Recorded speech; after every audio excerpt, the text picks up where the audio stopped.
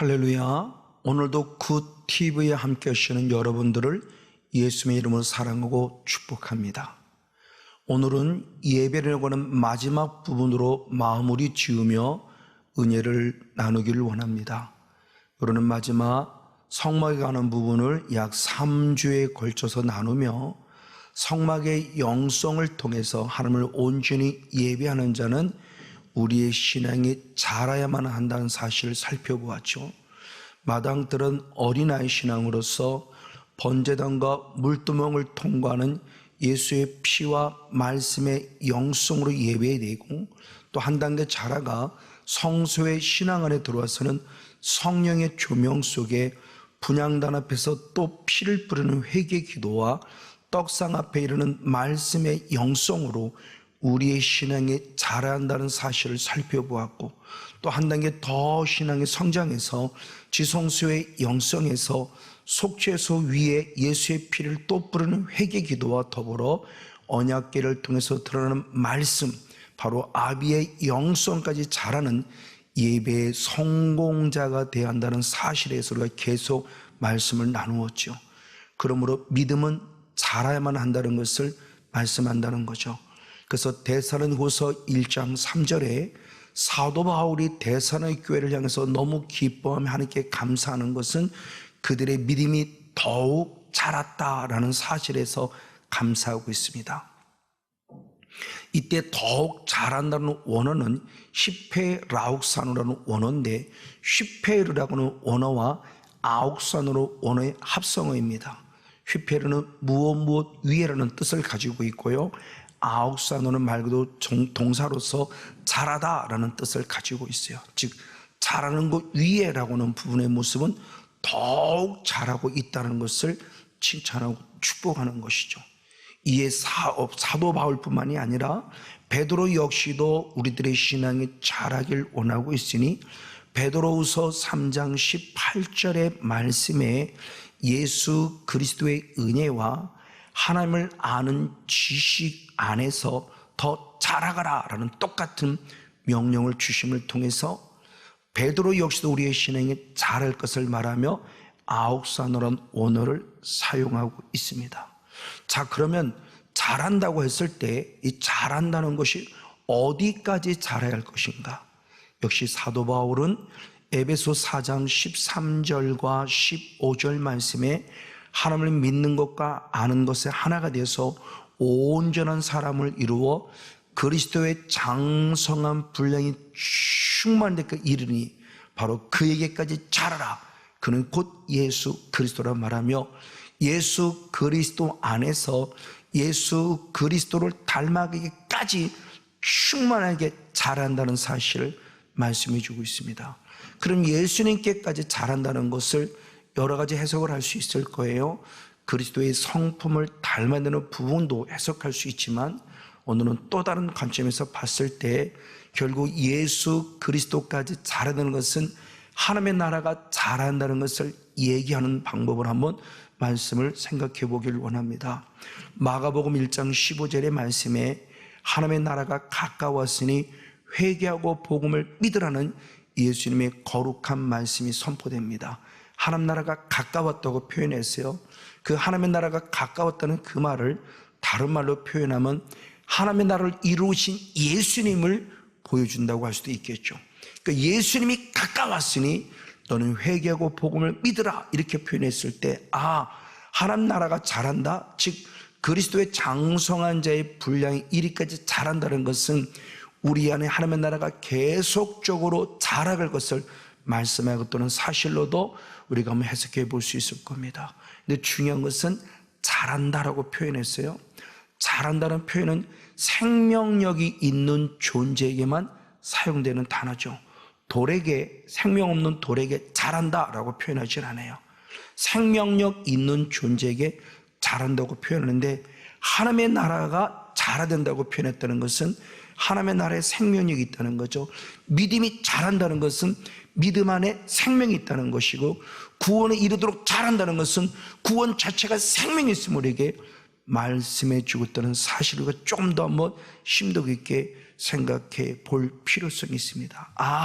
이 생명력에는 하나님의 나라가 자라야 되는데 그 자라는 부분 속에 얘기했을 때 바로 조금 전에 말한 예수 그리스도가 하나님의 나라 출발점이라는 사실을 말씀해 줍니다. 이 말을 달리 말하면 그럼 과연 하나님의 나라는 뭐냐는 거죠. 하나님의 나라는 오직 한 가지로 말하면 하나님의 통치를 받는 삶을 사는 자가 하나님의 나라가 이루어진 자예요. 하나님의 다스림을 받는 자입니다. 대표적으로 역대상 28장 5절에 다윗이 솔로몬을 하나님께 감사 기도할 때 하나님 우리 아들 솔로몬을 왕으로 삼으시니 감사합니다. 그때 왕이 이스라엘 나라가 세워진 걸 말하는 것이 아니라 중요한 고백이 여호와의 나라 위에 세워진 이스라엘 민족, 이게 하나님의 통치를 받는 거죠. 즉 솔로몬은 내가 왕이 되도록 끝남이 아니라 그 솔로몬 이스라엘 민족 그 모습이 하나님 여호와 나라 위에 세워졌다는 것이기 때문에 하나님의 통치를 받는다는 사실에 대해서 분명히 알려주고 있다는 사실이에요. 그러면 하나님을 잘 믿는 자들만 아니요, 하나님을 믿지 않는 자도 동일한 모습으로 말합니다. 그래서 주님께서 다니엘서 4장 25절의 말씀에 느부갓네살은 이방인에게 말할 때도 내가 하나님이 너를 다스리고 너의 나라를 다스리면 내가 아는 순간 내가 형통할 것이라고 표현하며 예수 그리스도를 믿지 않는 민족까지도 하나님의 나라가 이루어지는 통치 안에 있다는 원하고 있다. 그러므로 이것을 지금 우리에게 적용시키면 전 세계 모든 우주 만물 자체가 주님의 통치, 주님의 다스림을 받는다고 할 수 있죠. 예수님이 역시 하나님의 나라가 이루어졌기에 하나님의 나라를 이루려고 오신 분이에요. 그래서 누가복음 4장 1절에도 예수님이 성령 충만하셨고 아멘, 그리고 성령의 이끌림 받아서 광야로 가셨는데 그 이끌림 받는다는 것이 주님의 통치를 받고 있다는 삶을 얘기하니 예수님마저도 내 뜻을 이루러 오신 것이 아니라 하나님의 뜻을 이루러 오셨음을 성경 안에서 분명히 살펴볼 수 있습니다. 맞아요.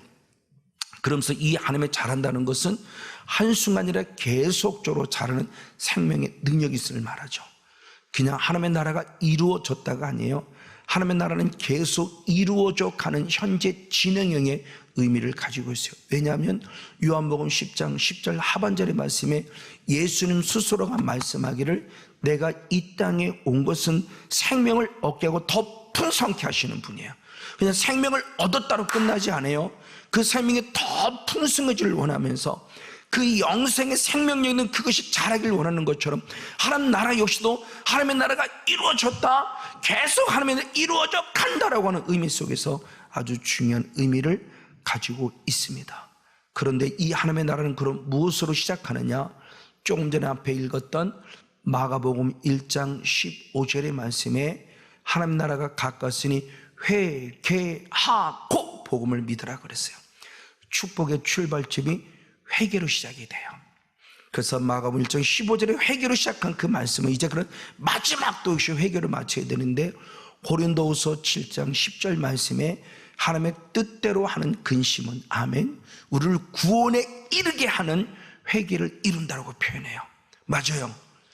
회개가 시작돼서 하나님의 나라가 이루어졌는데 회개로 마무리 지을 때 구원에 이르게 해요. 하나님의 나라 이르게 해요. 그래서 구원을 이루는 놀라운 삶, 회개를 이루어가는 삶을 우리에게 준다는 사실을 통해서 회개도 한 번으로 끝남이 아니라 계속적으로 회개가 필요함에 대한 부분을 우리는 분명히 살펴볼 수 있습니다. 그리고 복음을 믿으라 그랬죠. 이제 회개를 하나님의 나라가 시작됐을 때 그 복음을 믿는 그 복음의 본질은 말씀이죠. 그런 말씀을 무엇이라고 했는가? 누가복음 8장 11절 말씀에 하나님의 나라 비유를 설명하면서 하나님의 말씀이 씨다라는 표현을 했어요. 말씀이 씨예요. 씨가 심겨진 거예요. 말씀의 씨가 내 안에 심겨지면서 그 씨가 자라가고 있다는 사실을 강조해 주고 있는 거죠. 그래서 똑같은 병행 구절에 마가복음 4장 26절 말씀에서는 하나님의 나라는 씨를 뿌림에서 시작된다고 그러면서 그 씨, 하나님의 말씀이 뿌려지기 시작하면서부터 하나님의 나라 출발이 된다는 말씀의 영권 앞에 서는 것을 가르쳐줘요. 그래서 길가밭이 말씀을 듣고요, 돌밭이 말씀을 듣고요, 가시밭이 말씀을 듣고요, 옥토밭이 말씀을 들어요. 그런데 길가밭은 말씀을 들었으나 말씀을 뺏기고요, 돌밭도 말씀을 들었으나 말씀 때문에 은혜 받다가 말씀 때문에 오히려 시험 들어요. 가시밭은 말씀 때문에 은혜 받는 싶으나 아직도 나에게는 세상의 체리, 일락 이것들 속에 빠져서 근심과 염려 때문에 오히려 온전히 열매 맺지 못하는 안타까움이 있고 옥토만이 열매를 맺어요. 이것은 결국 뭐냐? 우리가 거쳐가 될 단계인데, 길가밭부터 시작해서 계속 영적 기경이 이르러서 돌밭에서 돌들을 또 기경해서 가시밭으로, 가시밭에서 또 가시들을 끄집어내서 옥토로 만들어 간다는 거죠. 그래서 구약 성경에 호세아 10장 12절에 말씀할 때 묵은 땅을 기경하라 라고 말하는데 그 기경이 뒤집어 엎어라요. 그래서 세번역 성경은 갈아엎어라고 해석이 되어 있어요. 우리의 마음밭이 지금도 계속 갈아엎어져서 마지막 옥토가 될 것을 말씀해요. 이 말씀의 씨앗이 뿌려진다는 것이죠. 그래서 베드로전서 1장 23절의 말씀에 우리가 거듭난 것은 썩어질 씨로 된 것이 아니요 썩지 아니할 씨, 그 씨는 말씀이라고 그랬어요. 항상 있고 살아있는 말씀으로 되었느라 말하며, 우리가 구원하는 첫 출발점이 말씀의 씨가 뿌려져서 빨리 옥토가 되어져야 한다는 것이죠. 그리고 옥토는 계속해서 말씀을 더 사모해야 돼요. 그래서 베드로전서 2장 2절의 말씀에 갓난 아이들과 같이 순전하고 신령한 것을 사모하라. 왜? 그 이유는 구원에 이르도록 자라게 하기 위함이다. 아멘. 그러니까 말씀으로 구원을 받았으면 말씀을 계속 사모해서 구원에 이르도록 자라가야 돼요. 어린아이 신앙에 머무르면 안 되고 청년과 아비의 신으로 자라간다고 말합니다. 자, 그런데 다시 마가복음 4장 27절로 돌아가면 하나님께서 씨를 뿌려서 씨가 나서 자라는 가운데 어떻게 된 것을 알지 못한다라고 표현해요. 이 말씀의 과연 의미가 뭘까요? 이걸 쉬운 성경은 그 씨가 어떻게 자라는지를 알지 못한다고 표현해요. 이 말씀의 과연 의미가 뭘까요? 알지 못한다는 의미가 과연 뭘까요? 바로 그 모습은 모든 것이 주의 주권과 능력 안에 있음을 말하죠. 그래서 고린도전서 3장 6절의 말씀에 나는 심었고 아볼로가 물을 주었으되 오직 하나님은 자라나게 하셨다 그래요. 하나님이 자라게 하셨대요. 근데 우리의 수고가 있었어요. 나는 심었고 아볼로는 물을 주었다. 근데 고린도 다시 전서 3장 7절의 말씀을 통해서 보면 또 다시 놀라운 말씀이 선포되기를, 그런즉 심는 자나 물 주는 자나 아무것도 아니로되 오직 자라나게 하시는 분은 하나님이라는 또 말씀이 있어요. 자, 6절에서는 심는 자 물 주는 자가 있어요. 근데 7절에서는 심는 자 물 주는 자 아무것도 아니래요. 분명히 우리 수고를 요구하셨는데 우리 수고가 아무것도 아니라고 말해요. 왜 그랬을까요? 이것을 통해서 우리의 것은 아무것도 알지 못한다는 충주시의 말씀과 연결되어지는 부분인데, 고린도후서 9장 10절의 말씀에 주님이 심는 자에게 심을 것을 주셨다는 거예요. 그럼 바울이 심은 것이 아니라 하나님이 심는 걸 주셨기 때문에 심은 거고, 아볼로가 물을 준 것이 아니라 물을 줄 수 있도록 하나님이 주셨기 때문에 물을 준 거고, 그러므로 하나님이 자라게 하신 거예요. 그러니까 우리의 수고와 노력마저도 내 의가 아니라 하나님의 것임을 말씀하는 모습을 통해서 우리는 아무것도 알지 못한다는 것이 맞다는 거죠. 하나님만이 심게 하셨고 하나님만이 물을 주게 하셨고 그러므로 하나님만이 자라게 하셨다는 거예요.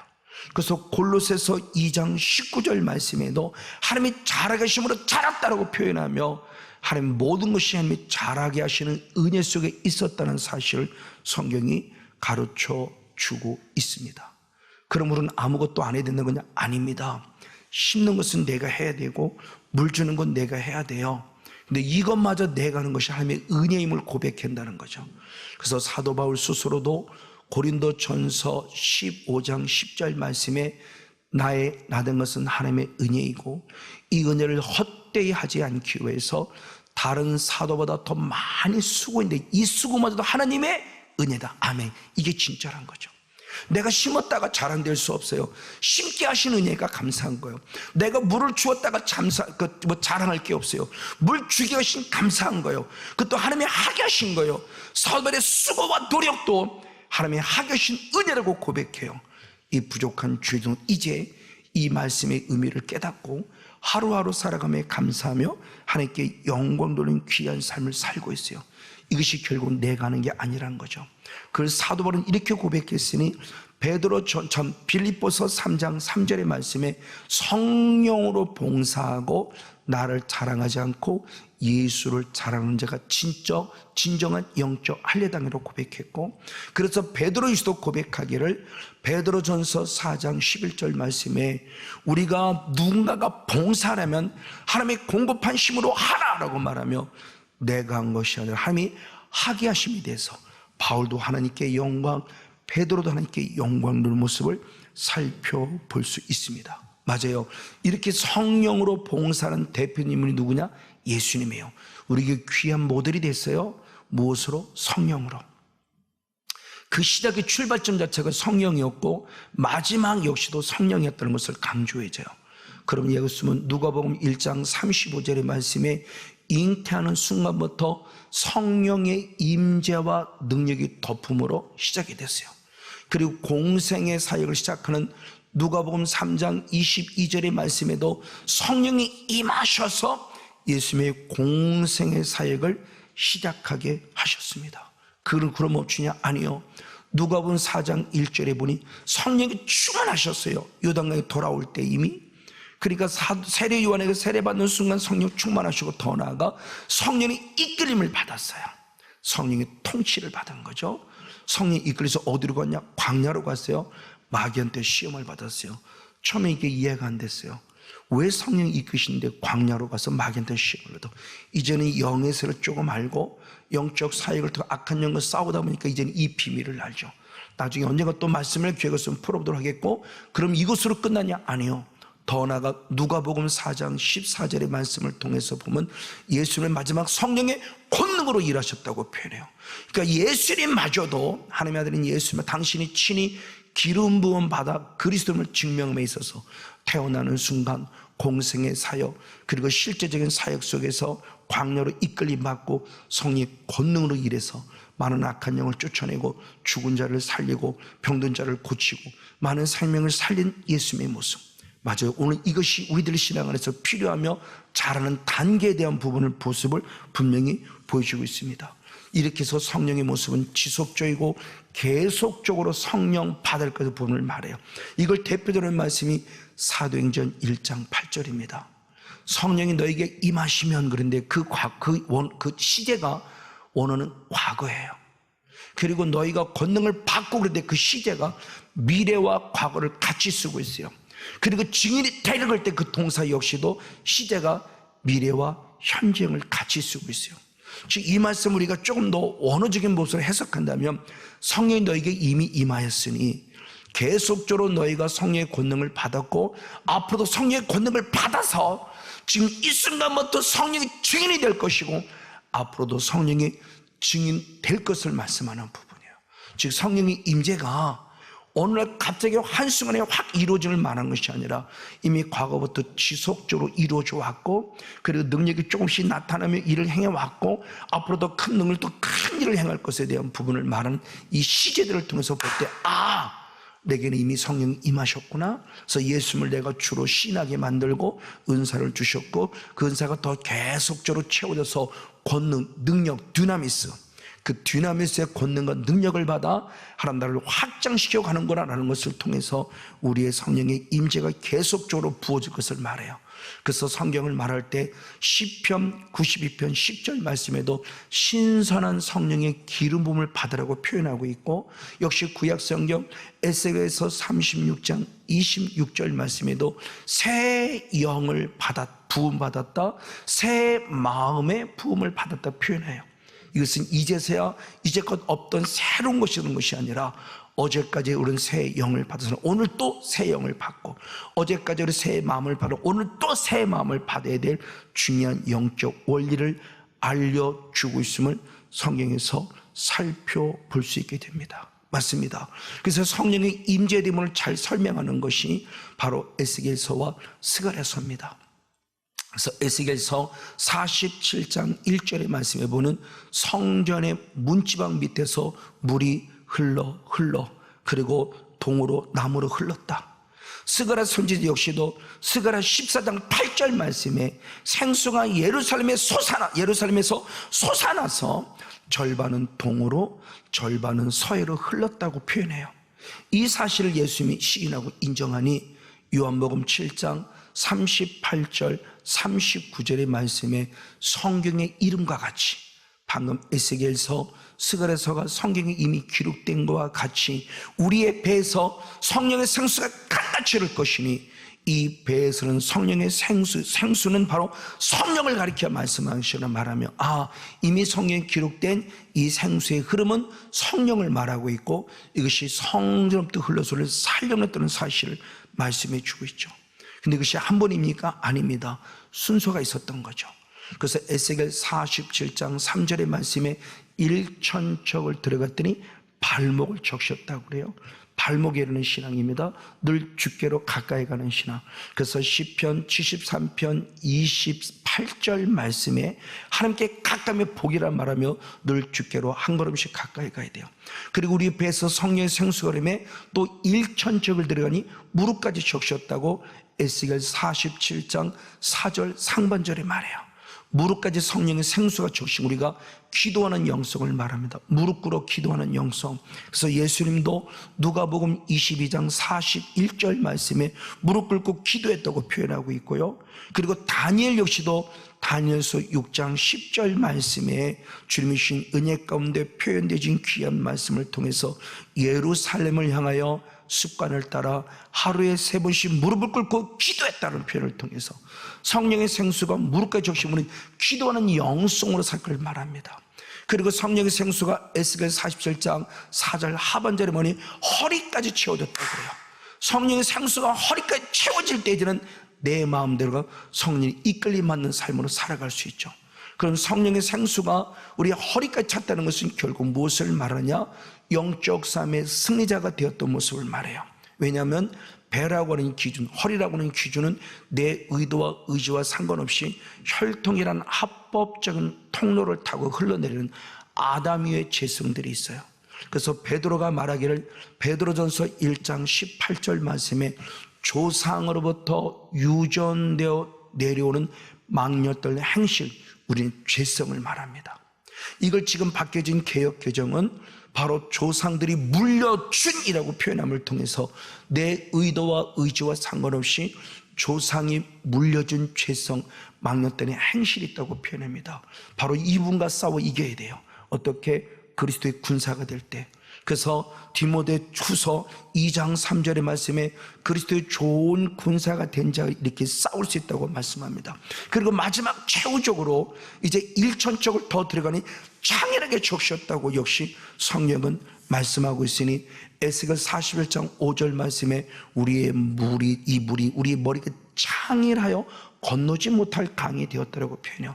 이것은 결국 뭐냐? 성령의 통치와 완전히 주권 속에 내가 살아감을 말하니 그 결과가 에스겔 47장 9절 말씀에 모든 것이 소생했다고 표현합니다. 죽은 자가 살아났다고 표현해요. 이렇게 살아날 때 어떤 자가 되느냐? 에스겔 47장 12절 말씀에 달마다 새 실과를 맺으니 그 실과를 통해 내가 살아난 만큼 다른 사람을 먹이는 실과요, 다른 사람을 살리는 약 죄를 얻는다고 축복해요. 맞아요. 이것이 우리가 살아가는 삶이에요. 한 번에 된 것이 아니었습니다. 발목에서 무릎에서 허리로, 허리에서 창렬하게 적실 때 내가 산 만큼 남을 살릴 수 있다고 말합니다. 예수님이 다시 똑같은 말씀하시니 마가복음 4장 31절 32절의 말씀에 시작은 겨자씨 한 알의 자그마한 시작이 됐는데 그 겨자씨 한 알이 나중에 자라서 큰 가지가 돼서 수없는 새들이 깃들 만큼 넉넉하고 풍성했다고 말합니다. 이것이 우리가 자라갈 부분이에요. 그래서 에베소 2장 21절에 성전이 되어갔을 때 되어간다는 게 아옥산호잖아요. 성전으로 자라간다는 겁니다. 그럼 어떻게? 고린도전서 에베소 2장 22절 말씀에 성령 안에서 하나님이 거하실 처소가 되기 위하여 계속적으로 예수와 함께 지어져 간다고 말합니다. 한 번으로 만족하지 마시고 지속적으로 계속적으로 성령의 은혜 안에서 성전이 되어가고 성전 나와는 성전돼서 하나님을 확장시키는 예배의 거룩한 성공자 우리 모두가 되어지기를 예수님의 이름으로 간절히 축복하고 축원을 드립니다.